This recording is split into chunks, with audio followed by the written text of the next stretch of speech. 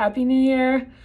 My intention with this video is to offer some clarity and support for anyone who has the book and is just looking for a little bit of direction. So there's three things that I want to do here, and one is to talk a little bit about the big picture for this type of work, and what's drawing one into this. Second of all, do a little bit of an orientation and navigation for the book itself, and then a little bit on what comes next after this. So first of all, this is going to be a one-take special, so there's a bit of an embedded blooper reel, I'm sure, to come here. So just an advance warning here. So for the big picture, so there's a chance that in high likelihood that something is drawing you in towards this book. This can be like a sense that playing small isn't working anymore for you. This can also be it can be repeating patterns, like things like dynamics in work, dynamics in relationships, even dynamics with yourself that just keep showing up despite the fact that it feels like it's something that should be resolved.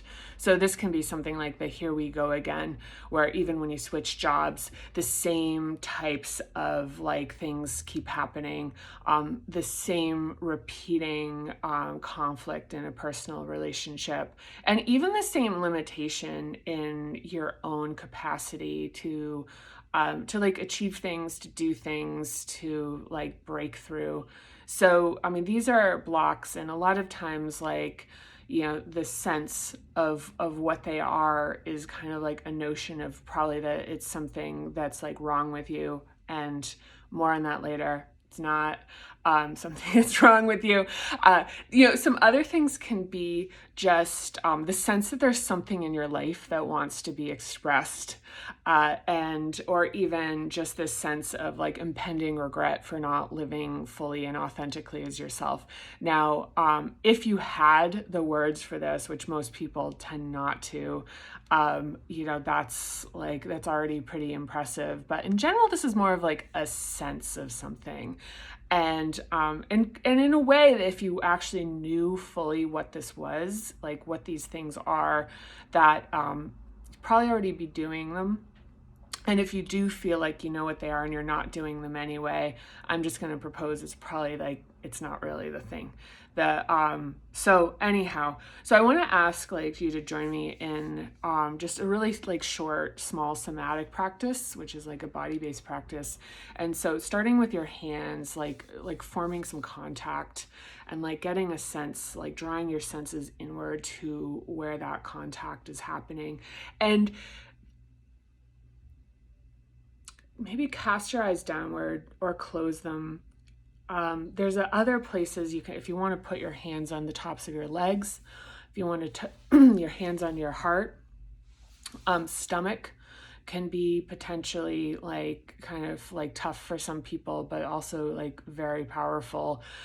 So what I want to invite you to do is to establish this contact, draw your senses inward, either cast your gaze downward or close your eyes and take a deep breath in through the nose and out through the mouth. And now it's one more breath, sniffing the flower in through the nose and blowing out the candle out through the mouth. We'll just do one more. Inhale and exhale.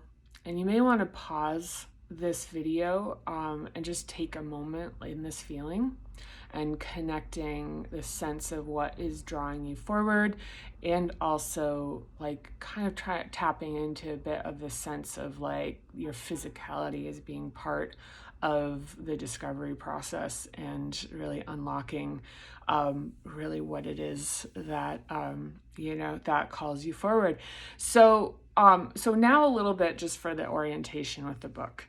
Now the book is it is big, it is beautiful, it has been described as intimidating, and what I want to just invite you to is to take a look at the table of contents here.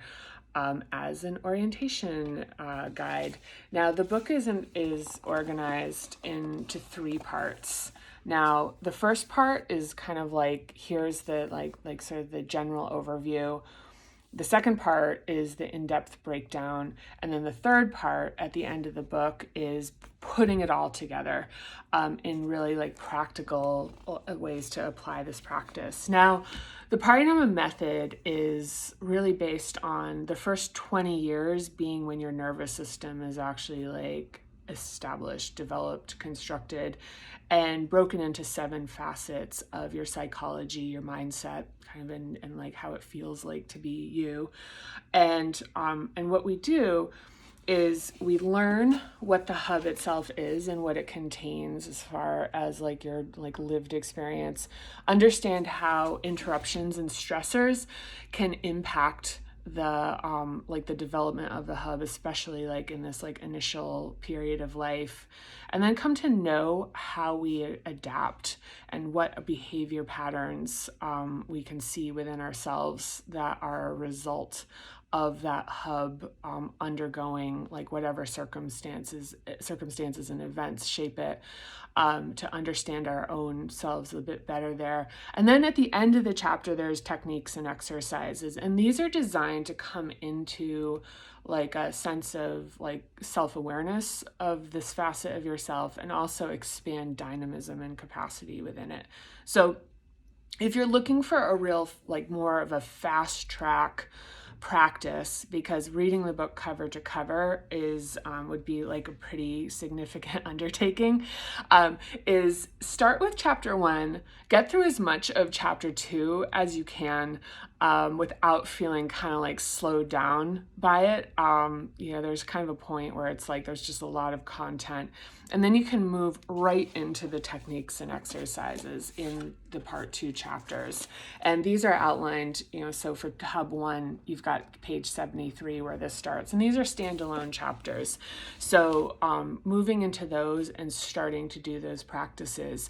Now, the content within the individual hub chapters in part 2, it's, these really like support the deepening of a practice and an understanding, but like how much you need of it is really like on like of your own understanding and your own kind of exploration with this.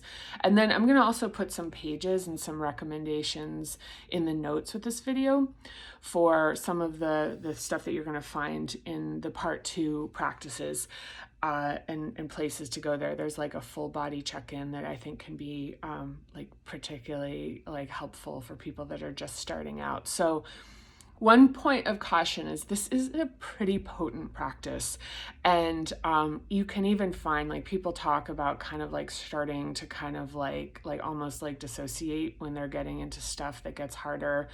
And so, I just really want to encourage that you really stay really like patient and kind with yourself with this, and pay attention if something is actually like kind of like creating some resistance, and like really working with that and respecting it. So what I'm going to be doing over, like kind of it, like as far as I can see indefinitely, is developing support for folks that want to be really experiencing this practice and getting into it. And so what that means is it's developing the content that is going to help you, and that we build it together.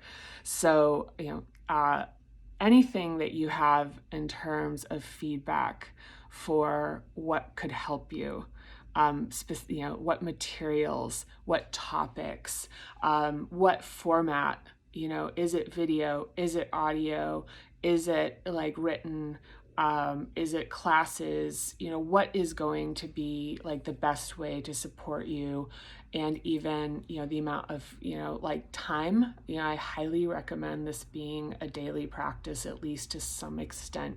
But we can talk a little bit more about that in the future. But so I'm going to be putting this video up on YouTube and posting videos periodically. Also developing a community page. I'm going to be putting the link for signing up for notifications on that in the notes here with this video. But I'm really looking forward to working on this together. And again, Happy New Year and thank you.